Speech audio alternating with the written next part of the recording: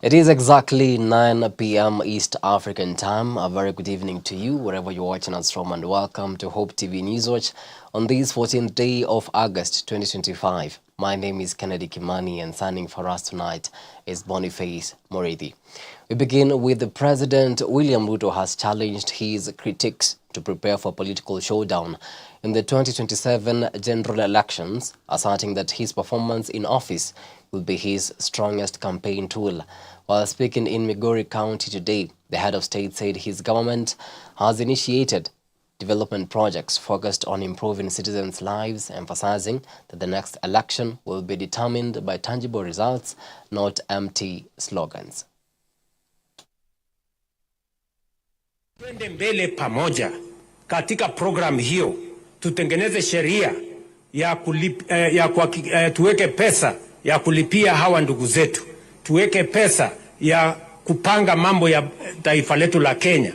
Tumesema vile vile ya kwamba Jumatatu tunakutana na wabunge wa broad-based, wabunge wa ODM na wabunge wa Kenya Kwanza, ndio tukubaliane vile hiyo kazi itaendelea mbele, tuunganishe Kenya na Kenya iweze kwenda mbele. Munasema tuungane tusiungane bwana? Tuungane tutengane. Now, former Deputy President Rigathi Gachagua is cutting short his U.S. tour and heading back to Kenya ahead of key by-elections. Gachagua, who now leads the Democracy for Citizens Party, says the early return is strategic, though his trip will officially wrap up with a farewell dinner in Massachusetts this Saturday in the U.S. His announcement comes as Interior Cabinet Secretary Kipchumba Murkomen demands he records a statement of explosive claims linking the government to terrorism. While our party leader was abroad, forging a path for democracy renewal, the regime was hatching a dangerous and cold-blooded plot. Deputy President Kithure Kindiki and Interior Minister Kipchumba Murkomen have shamelessly issued public threats to arrest His Excellency Rigathi Gachagua upon his arrival. Intelligence reaching us points to a scheme so evil, so cowardly, that it chills the soul. Their intent is to subject our party leader to slow and silent assassination by poisoning, the very same cruel method once inflicted on the late Kenneth Matiba while in state custody. This is not hearsay. It is a deliberate plot to silence the voice of the people of Kenya by physically destroying its leadership. Their plan upon our party leader's arrival at JKIA is to abduct, intimidate, brutalize, and eventually place him under house arrest, cut him off from his supporters and deny him the right to address the nation. They want to kill his voice and his body at the same time. But let this be crystal clear. If they dare lay a hand on him, the country will grind to a halt. Now, still matters politics, and a Ford Kenya party is set to kick off grassroots recruitment in Kisii County starting September ahead of the 2027 elections. Party leaders, including Bungoma Senator David Waholi Wafula, say candidates will be fielded for all elective positions from MCA to governor through a transparent vetting process. The party has at the same time ruled out any plans of dissolution, affirming a national inclusive agenda focused on development and equity for all Kenyans. Endelea kukuwepo. Chama cha Ford Kenya hakitavunjwa ama kuyeyushwa. Sisi tuko katika muungano wa serikali ya mapana, the broad base, na Mheshimiwa William Ruto, Mheshimiwa Raila Amolo Odinga na vyama vingine. Lakini kihalisia chama chetu kiko imara jinsi kilivyobuniwa na waasisi wa demokrasia katika nchi ya Kenya. So mustakabali wa serikali ya mapana broad base, tuko pale kutetea Wakenya wote, na chama cha Ford Kenya ni chama cha kitaifa, sio chama cha makabila ama tabaka yoyote. Sisi ni chama cha kitaifa, ndio kwa sababu tumekutana na wanagatuzi wa Kisii kuzungumza yanayowahusu katika nchi ya Kenya. Tutakapoa nafasi katika Senate na jumba la kitaifa ni kutetea Wakenya. Tutaweka candidates, so those candidates who are willing to join the political party Ford Kenya, tumeopen wa join, so that we are going to fill all the candidates of 45 wards, 9 constituencies. We are going to put MP aspirants, 1 governor, senator, and also the office of the women. Now, away from that, and the nurses' strike in Machakos County entered its 6th day today, as health workers remain adamant that they will not return to work until the county government enforces the 2024 directive from the Salaries and Remuneration Commission regarding salary increases for public servants. Let us, as much as possible, strive to be part of the solution and not part of the problem. Machakos belongs to us. We understand the pain of our people. The pain of our people is our pain. That is point number 1. We can't sit pretty when our people are paining. That is why we are promising to do whatever we need to do to get our nurses back to the wards, back to their stations. Again, I must also appeal to them to look back, put the interests of the people of Machakos first, recalibrate their demands downwards, and get back to the negotiating table without a lot of hubris. Let them not throw a lot of drama around the issue. And the health function is not an issue that should be dramatized at all costs. It is not proper for us to import politics into the health function.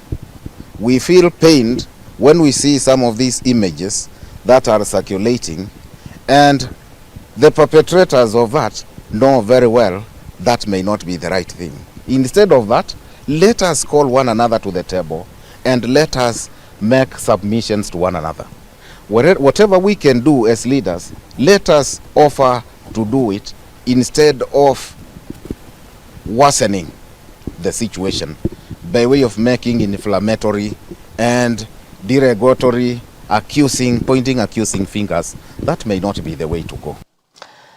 Now, the governor of Mandera, Mohammed Khalif, is urging the national government to deploy more security forces to the border county, blaming Jubaland militants for escalating violence. His call comes after deadly IED blast that killed 1 person and injured another. The governor has warned that Somalia's instability risks spilling into Kenya, with concerns over arms trafficking by insurgents.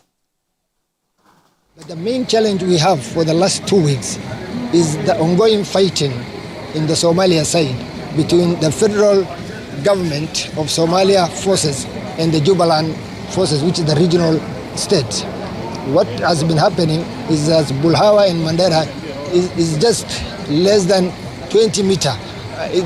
What separates Bulhawa from Mandera is just a no man's land.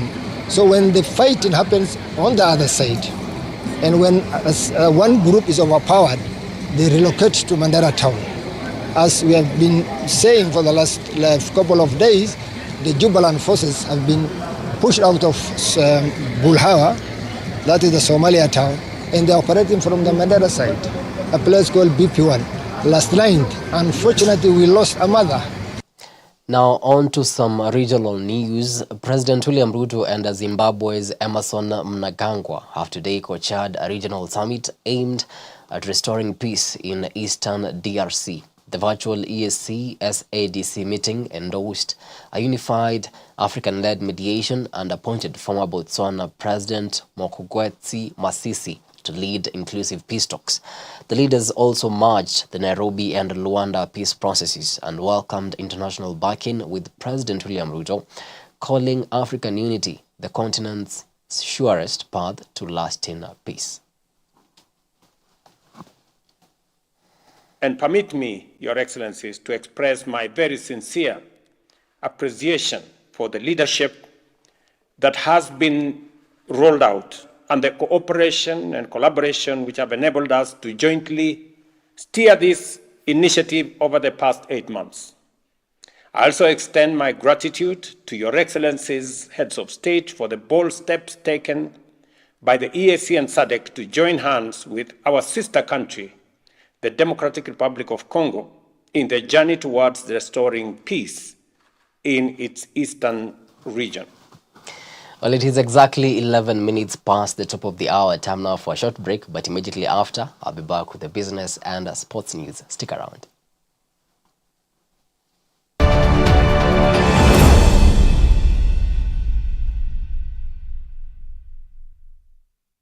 Kenya must be saved. The Evangelical Alliance of Kenya, in conjunction with the National Prayer Committee, KCCAM, MBCI, and CITAM, invites you to a forecast season of prayer for the nation of Kenya.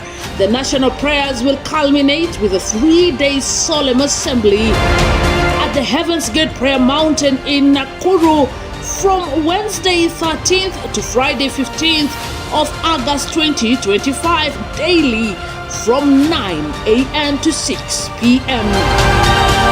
Kenya has a pivotal role to play in God's prophetic destiny for nations in these last days. This is a call to prayer. The time is now. Kenya must be saved. If you are unable to join us in person, catch us live on MBCI TV, Hope TV, Elevate TV, and on all our social media platforms, and pray along.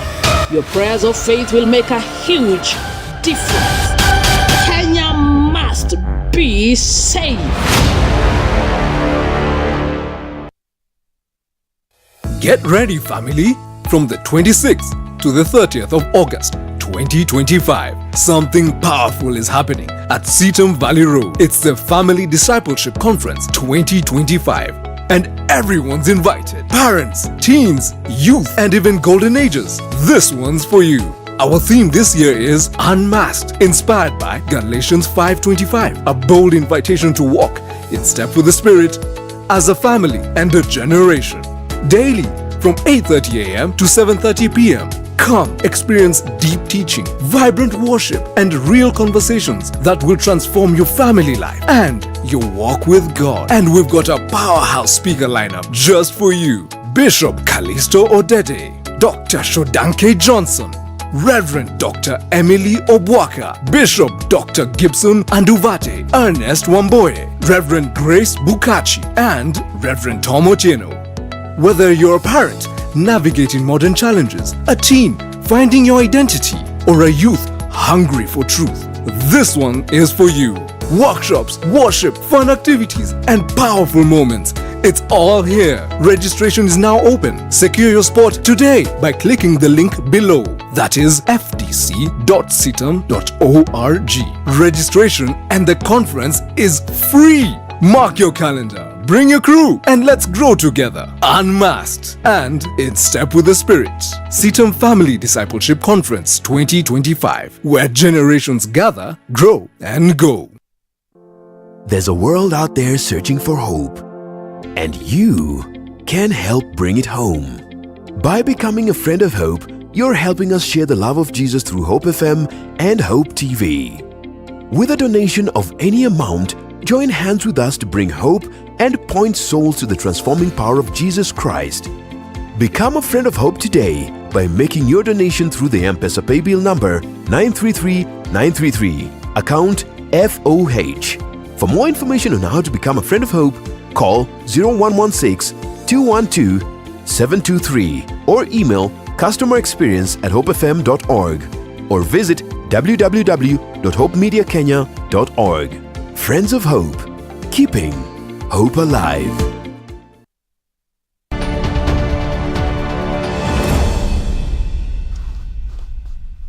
Welcome back. You're watching Hope TV Newswatch. Now let's get down to business. And 3 African startups are poised to expand their tech innovations after emerging as winners of a high-impact women-focused hackathon supported by UN Women and regional innovation partners. The program will provide the winning teams with incubation support from Hever Fund, a creative economy investment firm. It inspired me to join this competition. The hackathon was to do something unique, something I've never done before, and this hackathon was one of it. We aim to train them to become the next job creators, to build the next solutions for Africa, and most of all, to ensure that we kill the biases, especially in this era of AI, in gender equality, by making sure that women are creators of AI and not just the consumers of AI. Now, the Cooperative Bank of Kenya has reported solid growth in the first half of 2025, posting a pre-tax profit of 19.7 billion shillings, up 8.3% from last year. After-tax profits also rose by 8.4% to 14.1 billion shillings. The bank attributes this success to its Soaring Eagle transformation strategy, focused on sustainable growth and resilience.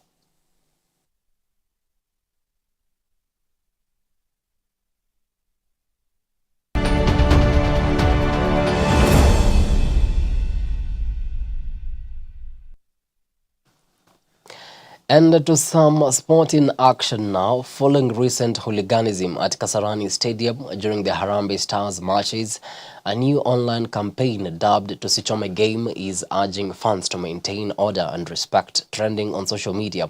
The hashtag calls on supporters to uphold sportsmanship, protect Kenya's football reputation, and avoid the costly fallout of violent behavior. Harambee Stars players are urging fans without tickets to stay away from the stadium. Wazee, tunajua mko na love ya team sana. Na hiyo energy ndio inatupush kila game. Lakini show up Kasarani na genuine tickets. Kama una tickets unaweza support wa KBC ama Azam. Ukibaiti complex hi-fi na band. Let's do it right. Tushinde ndani na nje ya pitch. Tusichome game. Tusichome game. Tusichome game. Tusichome game. Tusichome game. Moving on swiftly, and the Kenya Volleyball Federation has named a 16-member squad to represent the country at the 2025 Women's World Championships in Thailand, scheduled for August 22nd to September 7th. This marks Kenya's third consecutive appearance at the World Championships since 2018. Our reporter, Kale Moti, attended the final squad unveiling event and filed the following report.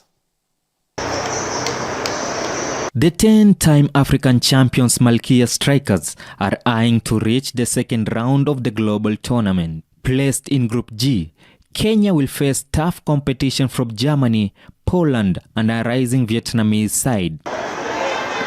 Head coach Geoffrey Omondi believes in his final squad, which features a blend of experienced players and promising young talent. Meanwhile, Maldina Sande will captain the squad and has shared her thoughts on the team's readiness as they head into the global showpiece. The Malkia strikers are set to depart for Vietnam tonight for an 8-day camp, during which they will play test matches against Spain and Vietnam to assess their readiness. Kenya Volleyball Federation Deputy President Paul Bitok was present to unveil the 16-member squad. The squad features outstanding talents, including Terry Tata, who was named the most valuable player at the recently concluded Under-20 African Nations Volleyball Championships held in Cameroon. Reporting for Hope TV Newswatch, I'm Caleb Moti.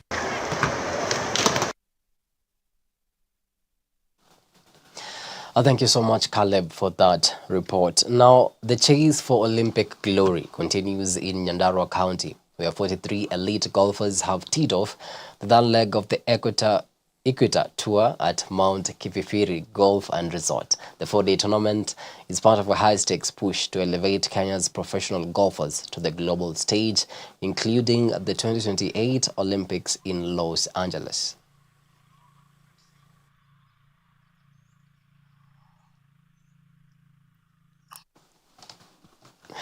Well, that come to the end of our news tonight. But before I leave, as usual, allow me to update you on today's CHAN 2024 matches that have happened and that are happening.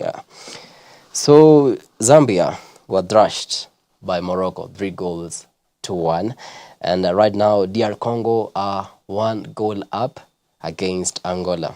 As Kenyan fans, we hope the results remain that way. Well, that to come to the end of our news tonight. Many thanks to you for making time to watch Hope TV Newswatch. We really do appreciate the value of your time. On behalf of the amazing team that made this bulletin a success, have yourselves a blessed night.